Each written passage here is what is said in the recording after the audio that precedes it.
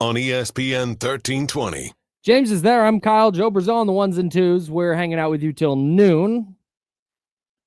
So Brock Purdy got paid, man. Yeah, the Brock Purdy deal got done. We're going away from the weird rabbit hole we fell down that's during for the breaks break. only. If you want to go down a rabbit hole during the breaks, hang out with us at youtube.com/ESPN1320 and twitch.tv/ESPN1320.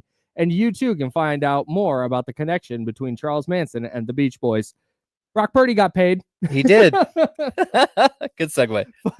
5 years, $265 million with $165 million guaranteed. A couple of fun stats on this before we dig into it. Real quick, if you listen to Candlestick Chronicles, a podcast I host with the Sacramento Beast, Chris Biederman, you will know that you can't fully analyze a deal in the NFL until you know the structure. You gotta wait for the structure of the deal, because $165 million guaranteed, where all that guaranteed money is spread out across all 5 seasons, is a lot different than if it is guaranteed money that ends after year 3. Okay. Which is what I believe this is. I believe it's $165 million guaranteed for the first 3 years with $100 million guaranteed at signing. Okay, so 55, 55, 55. Ostensibly, yes. Okay. There are some people choosing to look at it like a 6-year, $270 million deal, because he's playing out they didn't tear up his rookie contract. Oh, okay. So he's not getting paid this year. Right.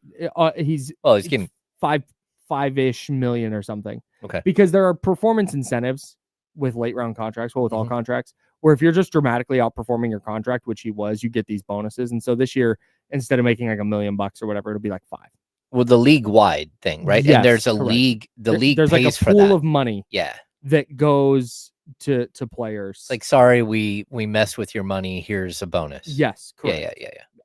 So some people are choosing to look at it as like a 6 and $270. Okay. So now it comes out to like 43 a year, which again, however you want to choose to look at it. But here we go. This is via ESPN. Okay. Brock Purdy will make more per week on his new deal, $2.9 million a week. He'll make more per week on his new deal than he made in his first 3 seasons combined. That's wild. $2.6 million is what he made in his first 3 years. And now he'll make 2.9 per week. This next one is via my buddy Jess Root over at the Cards Wire. Brock Purdy's contract is worth 5 times the career earnings of the past 20 Mr. Irrelevance. Wow. Ryan Suckup, he's a punter, made $33 million in his career. That's shocking that Ryan Suckup made $33 million. Yeah, he was a dominant punter. Yeah. The past 20 Mr. Irrelevance have made a combined $51.7 million in their career, and Brock Purdy will make $265 on this deal. His deal is worth up to $265. He won't see all that, but insane. I think he's a quarterback, so he's going to see a lot of it, right? Ideally. Yeah.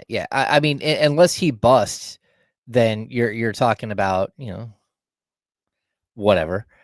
You're talking about, a 5-year deal that might end up being very, very advantageous to the 49ers. Yeah, man. And that's so okay. You hit the nail on the head on why this is in the moment a good deal. Yeah. For San Francisco. So he's tied with Jared Goff as the 7th highest paid quarterback on an average annual value basis. That makes perfect sense. His $165 million is the most guaranteed money ever for a quarterback. Okay. And his average guarantee per year is the highest ever for a quarterback, which makes sense. Like, that's kind of how these things typically go. Yep. By the time, and again, if you are, there's a bunch of different ways to kind of look at this, but if you're out on Brock Purdy, if you're like, you know what, Brock Purdy is not that dude, should not have paid him. If that's where you're at, then he wasn't going to play this year on his rookie deal. And if you're of the mind that Brock Purdy is not the guy, then the 49ers would need to clean house entirely, because they're not giving John Lynch and Kyle Shanahan another crack at a quarterback. No. This is number 3. This is your 3rd shot. Okay. And if this doesn't work out, like, they're paying him going, okay, hey, we're making this bet. We're betting on this guy.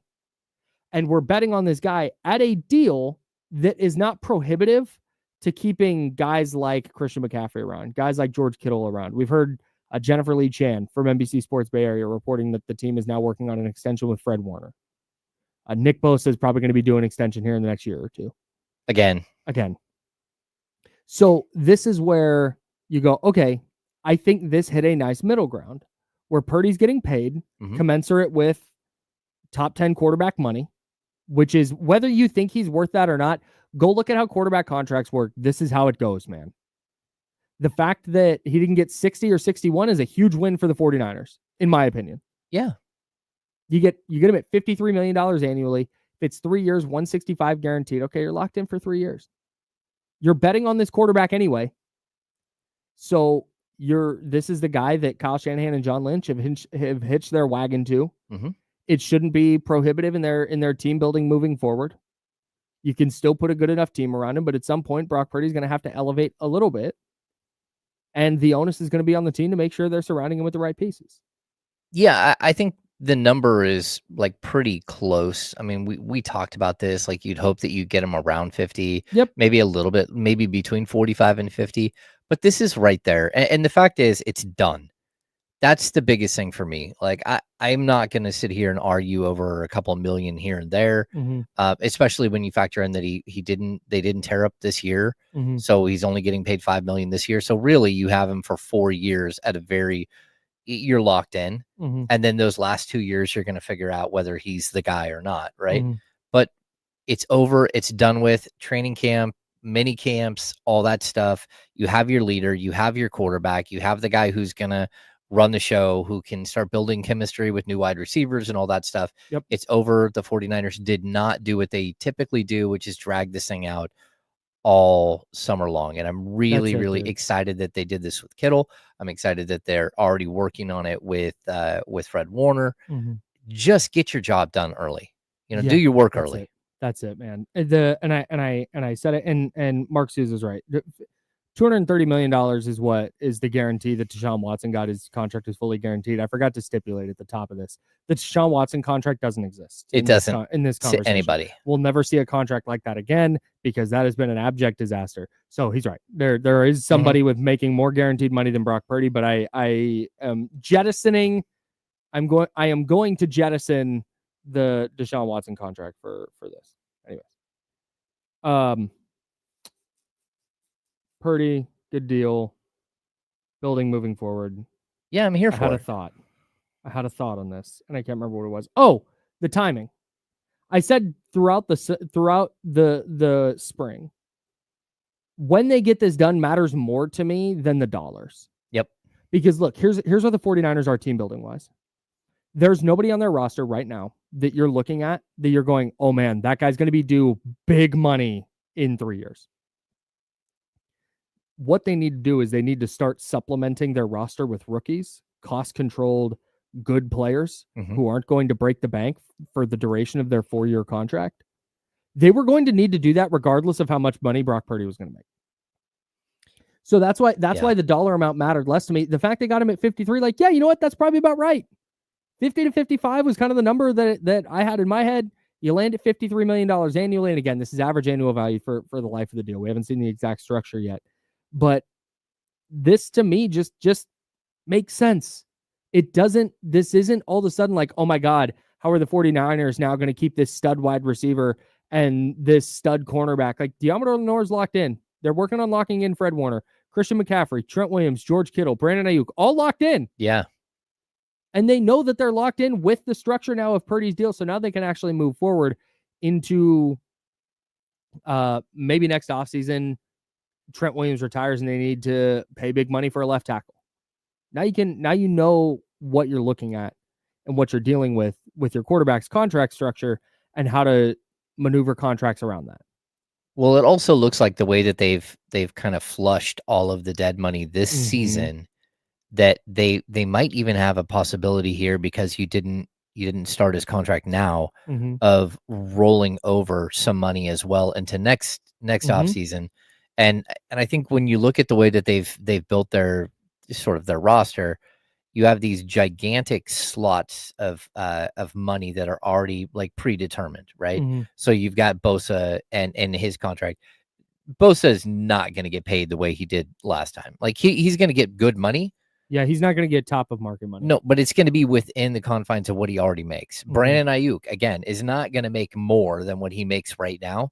So if you do end up keeping him down the road, it's going to be in the same sort of salary slot that you've created. Same with Fred Warner.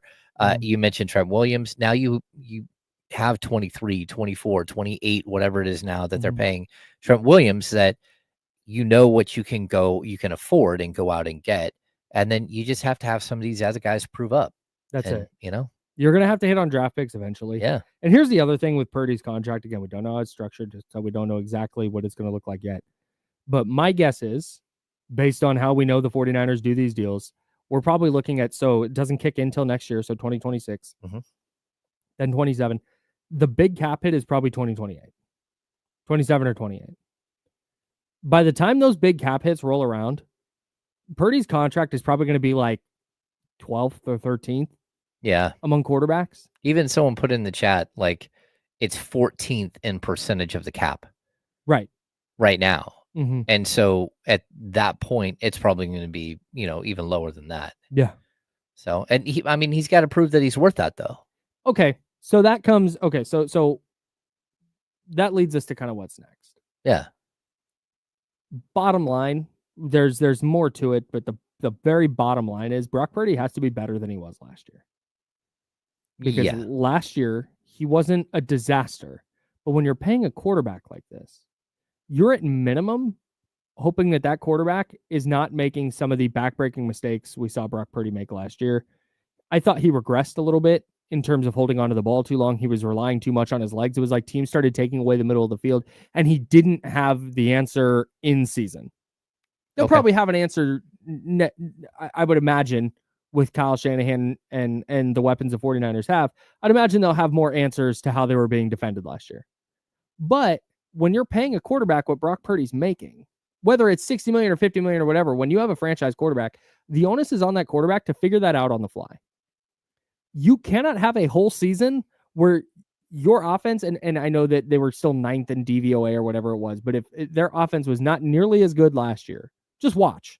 It wasn't as smooth last year. It was like they were fighting uphill a lot offensively.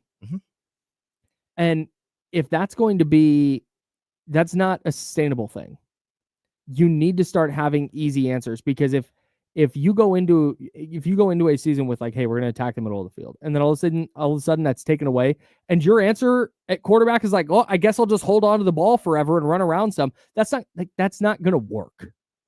No, I get that, but I'm going to give him a little bit of leeway here, because let's be honest, Brandon Ayuk held out and held out and held out, like, and even admitted later that it was dumb for him to hold out like that. And then he blows out his ACL. Christian McCaffrey walks into training camp and says, hey, I'm having some weird things with my legs. Having calf soreness. Then he misses the first 9 weeks. Oof. I mean, very specifically, you lost your number one wide receiver, and on top of that, you lost the guy that is catching 80 to 100 passes a year, just gone. And your offense had to be completely reworked, because again, Mason was really good running the ball, but not a receiver at all. Garendo took forever to figure out what he was as a player, and even then he kept getting hurt. So you had all these pieces that weren't working, and what they really did is they exposed Deebo Samuel as just not the same player. Deebo would have looked different if again McCaffrey was there and Ayuk was there and this offense was flowing. But the fact is, when you can focus and start taking away players, it's a little bit like the Jimmy Butler situation with the Warriors. Once Steph was gone, like, all right, like, what are you gonna do now? You're just not dynamic enough to carry a team on your own. And so it really did expose Deebo as somebody who had probably aged out of being a superstar, like star a singular level player. Offensive force. Yeah. So I think this is going to be, like, you've got to put the pieces around him. And I don't think so far they've done that. They're, again, Ayuk's going to miss half the season. You brought Kittle back. McCaffrey should be healthy. You've drafted a couple of guys, but we know they how used that a works. first round pick on a guy. No, they did. Like they did. They've to their I guess credit, they used a first round pick knowing, okay, hey, one of Deebo Samuel or Brandon Ayuk are probably gone. So let's get a first-round pick in the building. Now, whether Ricky Pearsall can actually play, still TBD. Yep. But they've tried. They certainly tried. Yeah, they did. And I mean, even throw that whole situation in, like you brought in a first-round pick, and then he ends up getting shot in the chest after having hamstring and shoulder injuries in camp. Yeah. So I really want to see what Brock Purdy looks like. We always talk about, if any other quarterback stepped into that situation, they would be so great. And what would Purdy look like in another situation? Like, well, Purdy didn't look great, but he still threw for 3,864 yards and 20 touchdowns. So it happens when you're playing from behind a lot. Yeah, on a team that was missing like so many star level pieces. Yeah, I get that. I totally understand it. You're right. On the other hand, once you pay this guy, you got to be the rising tide that lifts all boats a little. Yep. Like at least a small amount. And again, we're painting this like he was a total disaster. He wasn't Nathan Peterman last year. No. He just very clearly, when the talent level dipped, so did he. Mm-hmm. Or the talent level around him dipped, so did he. And I could see that becoming that's the question. Is what does this look like? Because shout out to my guy, Cole Musgrove. He's the Seahawks Wire managing editor. Okay. And he went through it the other day because he quote tweeted the news and his reaction was, this is what all the 12s were hoping for. I saw this. Like, I'm sorry. First of all, and I know it's not, Brock Purdy's 5-1 against the Seahawks. It's not like Brock Purdy has been ass against Seattle. And they're like, yes. Also, pretty reasonable contract. Yeah. You were rooting for a very reasonable deal? That's kind of weird. That's a weird thing to do. But anyways, I get that Brock Purdy is not. But he said, he was like, well, let's see what he looks like when he doesn't have the Avengers around him. Like, you know what? That's fair. I think that's a totally fair point still, because we don't quite know. Because last year we saw Brandon Ayuk go down, we saw no Christian McCaffrey, and we saw Deebo Samuel struggling, and we saw, you know what, a worse version of Brock Purdy. So right now the evidence we have is that Brock Purdy's play is going to ebb and flow with the talent around him.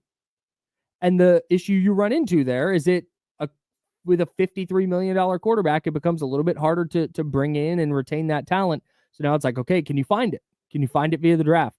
Can you find it via savvy veteran signings or free agent signings? Can you find it via trade? These are the questions now. Can the 49ers continue to build out a roster that allows Brock Purdy to be the maximized version of himself? Mm-hmm. Because I think he does fall in the bucket of, there's a massive bucket of these quarterbacks where, you know what? Hey, you put the right guys around him and you can win a Super Bowl with that guy. I think Brock Purdy's that. But I do think there's going to be some requisite level of talent, and it's just a matter of what level is that? Mm-hmm. To win a Super Bowl, not just to be pretty good or not just to put up numbers, but to win a Super Bowl. What's that requisite level of talent, and can the 49ers build? It's a big question. It is the question. And while I don't think that his contract is going to be prohibitive necessarily, it certainly makes it a little bit more difficult. It adds a little bit of an obstacle when it comes to adding that talent. There's another thing that happened with the Brock Purdy deal, and we'll talk about that coming up in a bit. But after we got to step aside on the radio side, Jacob Wilson, future American League Rookie of the Year. Oh, yeah. From your Athletics, is going to join us next. We're going to talk a little ball with Jacob Wilson. If you have not looked up Jacob Wilson's numbers recently, go check him out. My guy is raking. Awesome. And he's doing it at, 23 years old? Really, really good player playing right here in Sacramento. Can't wait to talk to him. We'll do that next on The Insiders. We're sponsored by Jiffy Lube. It's ESPN 1320, Sacramento Sports Center.